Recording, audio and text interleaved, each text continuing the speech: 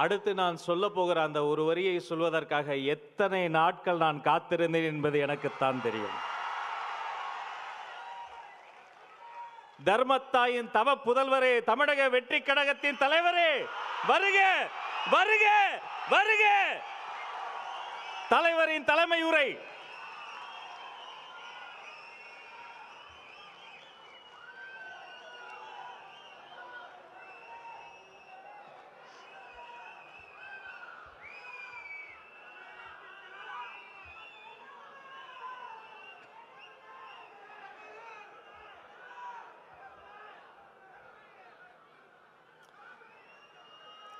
என் நெஞ்சில் குடியிருக்கும்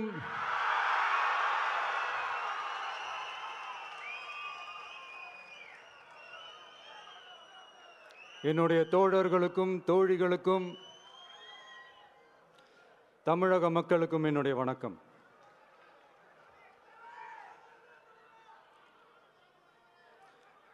நம்ம குடும்ப உறவுகளை இழந்ததுனால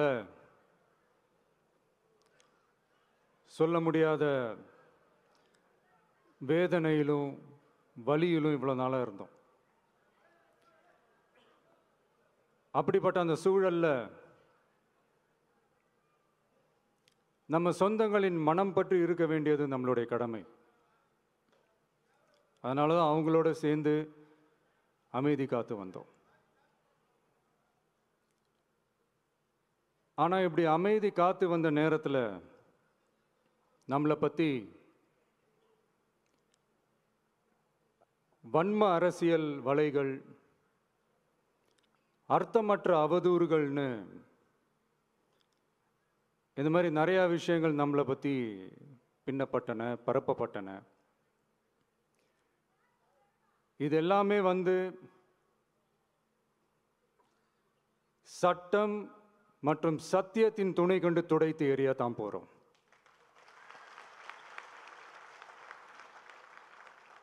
பட் அதுக்கு முன்னாடி தமிழக சட்டமன்றத்தில் நமக்கு எதிராக நிகழ்த்தப்பட்ட ஓர் உரைக்கு ஒரு நாகரிக பதிலடி கொடுக்கணும்னு நான் நினைக்கிறேன்.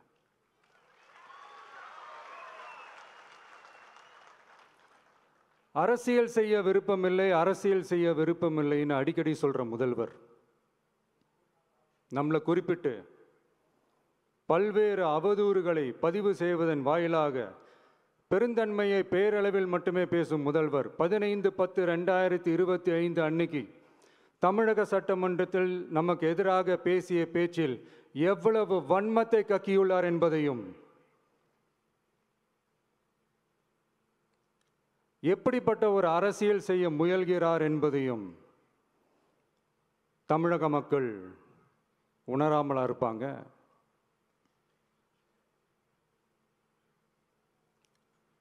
இந்த கரூரோடு சேர்ந்து 5-6 மாவட்டத்துக்கு இந்த மக்கள் சந்திப்பு நிகழ்ச்சிகள்லாம் நடத்தியிருக்கிறோம், போயிருக்கிறோம். அங்கெல்லாம் இந்த லாஸ்ட் மினிட் வரைக்கும் எங்களுக்கு அந்த இடம் கொடுப்பாங்களா மாட்டாங்களா, பெர்மிஷன் தருவாங்களா மாட்டாங்களா, இப்படியே இழுத்து அடிச்சுக்கிட்டு இருப்பாங்க. தான் நாகப்பட்டினத்தில் சொன்னது மாதிரி தான். நாங்கள் ஒரு இடம் செலக்ட் பண்ணி கேட்போம், மக்கள் நல்லா ஸ்பேஷியஸாக நின்று பார்க்குற மாதிரி. பட் அவங்க அதையெல்லாம் ரிஜெக்ட் பண்ணிவிட்டு மக்கள் நெருக்கடியோடு நின்று பார்க்குற மாதிரி ஒரு இடத்த செலக்ட் பண்ணி எங்களுக்கு கொடுப்பாங்க. இது டிஃபால்ட்டாக எல்லா இடத்துலையும் இந்த ஒரு ஆர்கியூமெண்ட் நடந்துகிட்ருக்கோன்னு வைங்க. அது மட்டும் இல்லை, இந்தியாவிலேயே எந்த ஒரு அரசியல் கட்சி தலைவருக்கும் கொடுக்கப்படாத கண்டிஷன்ஸ். பஸ்ஸுக்குள்ளேயே இருந்து பார்க்கணும், மேலே கை காட்டக்கூடாது, இப்படிலாம் ஒரு அதீத கட்டுப்பாடுகளை கொடுத்த உடனே எங்கள் சைட்லேருந்து ஒரு அறிக்கையும் வெளியிட்டோம். அது மட்டும் இல்லை, தமிழக வெற்றி கழகம் சார்பாக அனைத்து கட்சிகளுக்கும் சமமாக ஒரு முறையான ஒரு பொது வழிகாட்டு முறைகள், SOPஸ்ன்னு சொல்லுவாங்க, அதையும் வழங்கணும்னு சொல்லி உயர் நீதிமன்றத்தையும் நாடி இருக்கணும். இதுவும் தமிழக மக்கள் உணராமலா இருப்பாங்க? இப்படி ஒரு அரசியல் காழ்ப்புடன், நேர்மை திறனற்று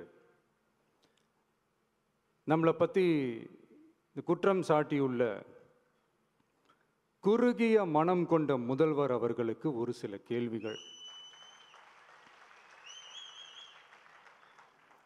உச்சநீதிமன்றத்தில், அதாவது 13/10/2025 அன்னைக்கு உச்சநீதிமன்றத்தில் நடந்த அந்த விவாதங்களை வைத்தும் அந்தந்த உத்தரவுகளை வைத்தும் இந்த கேள்விகள். இப்படி பொய் மூட்டைகளாக நம்மளை பற்றி இந்த அவதூறுகளை அவிழ்த்து விட்ட முதல்வர் அவர்களுக்கும் திமுக அரசுக்கும் சார்பாக கோடிகளை கொட்டி அமர்த்தப்பட்ட அறிவார்ந்த வழக்கறிஞர்கள் அவங்க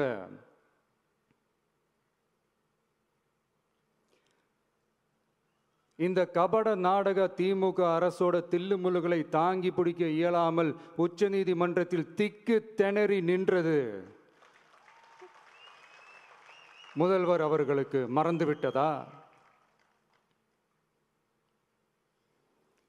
இந்த கரூர் சம்பவத்துக்கு அப்புறமே அவசரமாக ஒரு தனிநபர் ஆணையம், அந்த தனிநபர் ஆணையத்தை அவமதிக்கிற மாதிரி அரசு உயர் அதிகாரிகள், காவல்துறை உயர் அதிகாரிகள் எல்லாருமே நம்மளை பற்றி ஃபுல்லாக இந்த அவதூறுகள் பரப்பி ஒரு செய்தியாளர்கள் சந்திப்பு அவசரமாக. இதெல்லாம் ஏன் நடக்குது, எதுக்காக நடக்குது அப்படின்னு ஒட்டுமொத்த தமிழக மக்களும் கேள்வி கேட்க ஆரம்பிச்சாங்க. இதுவும் தமிழக முதல்வர் மறந்துட்டாரா? அதுக்கப்புறம் அந்த தனிநபர் ஆணையத்தை தலையிலேயே கொட்டி வீட்டுக்கு அனுப்பிச்சிட்டாங்க, அது வேறு விஷயம்.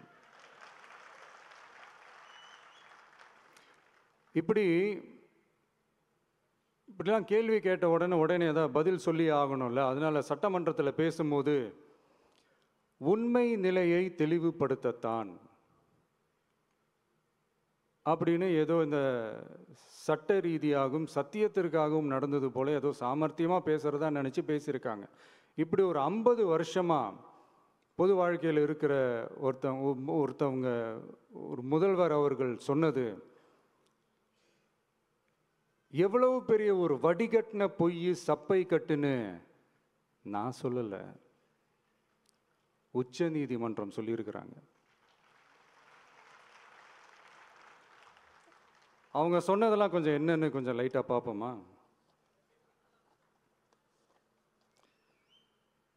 The comments which have been made before the media by the top officers of the police department may create doubt in the minds of the citizenry on impartiality and fair investigation. The faith and trust of the general public on the process of investigation must be restored in the criminal justice system. அதாவது அரசு காவல் உயர் அதிகாரிகள் ஊடகங்களிடம் பேசியது என்பது பொதுமக்களிடையே நியாயமான விசாரணை நடக்குமா என்ற சந்தேகத்தை ஏற்படுத்தக்கூடும் என்றும்,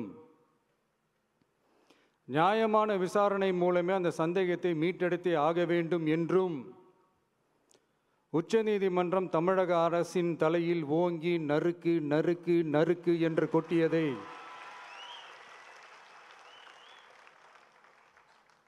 முதல்வர் அவர்கள் மறந்துட்டாரா?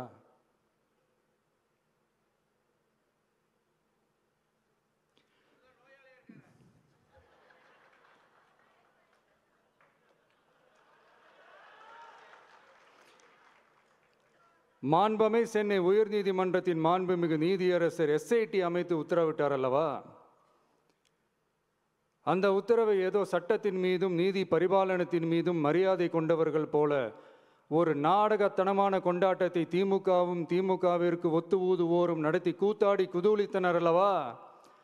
தாவேகாவிற்கு எதிராகவும் நமக்கு எதிராகவும் உயர்நீதிமன்ற மாண்புமிகு நீதியரசர் தீர்ப்பளித்து விட்டதாக விதந்தோதி விழா எடுத்தனர் அல்லவா? அந்த உத்தரவை குறித்து சொல்லும்போது எந்த ஆவணத்தின் அடிப்படையில் அந்த உத்தரவு அமைக்கப்பட்டது? நான் கேட்கல, உச்சநீதிமன்றம் கேட்டிருக்கிறாங்க. The judgment is completely silent about how learned single judge arrived at such a conclusion and what material was pursued by the court என்று உச்சநீதிமன்றம் உரத்த குரலில் கேள்வி கேட்டது. அப்போதும் கூட உச்சநீதிமன்றத்தில் திமுக அரசுக்காக வாதாடிய அறிவார்ந்த மூத்த வழக்கறிஞர்கள் பதில் சொல்ல இயலாமல் வாய் மூடி மௌனம் காத்ததை நாடே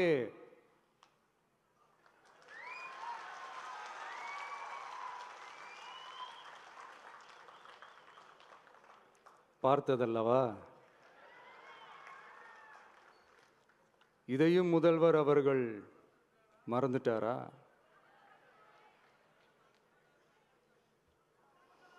Such petition ought to be dealt with by the division bench, registering as public interest litigation in right earnest and not to be dealt with by a single bench. அதாவது பொது வழிகாட்டு முறைகளான எஸ்ஓபி அமைக்கப்பட்டு வெளியிட வேண்டும் என்ற கோரிக்கையுடன் வந்த ரிட் மனுவை நீதிபதிகள் டிவிஷன் பெஞ்ச் தான் கையாள வேண்டும்.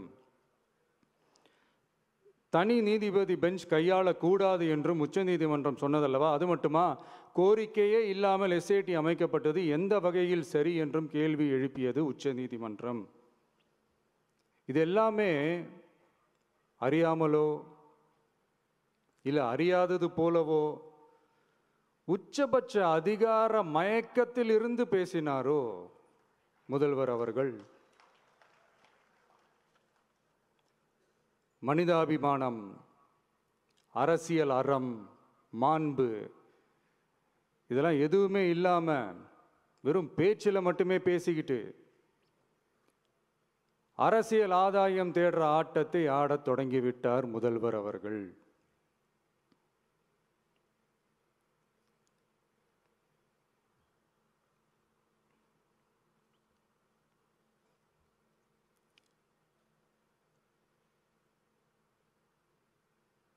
இதெல்லாம் என்ன அவங்களுக்கு புதுசா? என்ன 1969க்கு அப்புறமே எப்போ கட்சி அவங்க கைக்கு வந்ததோ, இன்னும் குறிப்பாக சொல்லணும்னா 1972க்கு அப்புறம் கேள்வி கேட்க ஆளே இல்லாமல் போச்சுல்ல, அதுக்கப்புறமே இந்த திமுக தலைமை இப்படி தானே இருக்குது.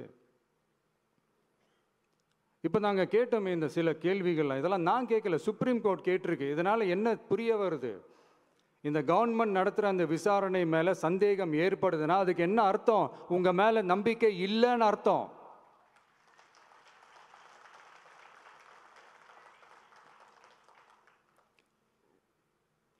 இதெல்லாம் ஏன் எதுக்காகன்னு முதல்வர் அவர்களுக்கு புரியுதா?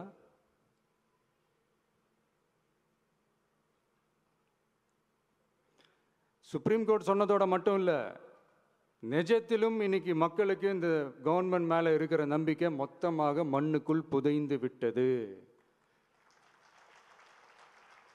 இதுவாவது முதல்வர் அவர்களுக்கு புரியுதா? புரியலனா 2026 தேர்தலில் இந்த திமுக தலைமைக்கு மக்கள் இன்னும் ஆழமா அழுத்தமா புரிய வைப்பாங்க. அப்ப கூட இவங்க என்ன பண்ணுவாங்க தெரியும்ல, 5 வருஷத்துக்கு ஒரு வாட்டி பழக்க தோஷத்தில் ஒரு அறிக்கை ஒன்று வெளியிடுவாங்களே, மக்கள் தீர்ப்புக்கு தலை வணங்குகிறோம்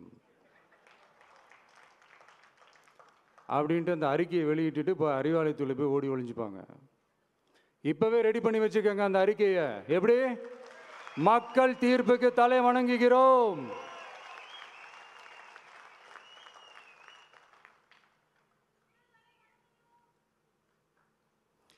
நான் போன பொதுக்குழுவில் சொன்னதை தான் இங்கே நான் திரும்பவும் சொல்கிறேன்.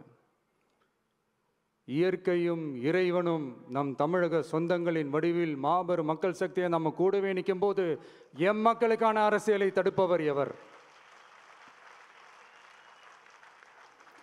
அதனால தோழர்களே, நமக்கு வந்திருக்கிற இந்த இடையூறு வெறும் டெம்பரவரி மட்டும்தான். எல்லாத்தையும் தகர்த்தெறிவோம், மக்களோட கை கோர்த்து நிற்போம், மக்களோட களத்தில் போய் நிற்போம். நம்ம பயணத்தில் தடம் மாறவே மாட்டோம். இப்பவும் சொல்றேன், 2026ல் 2 பேருக்கு நடுவில் தான் போட்டியே.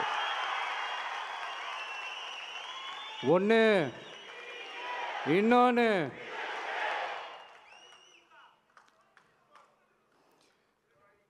இந்த போட்டி இன்னும் ஸ்ட்ராங்கா மாறப்போகுது.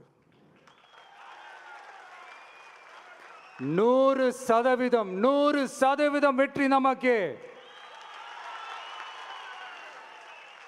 வாகை சூடுவோம், வரலாறு படைப்போம், கான்பிடென்டா இருங்க, நல்லதே நடக்கும், வெற்றி நிச்சயம். மீண்டும் சந்திக்கும் வரை நன்றி, வணக்கம்.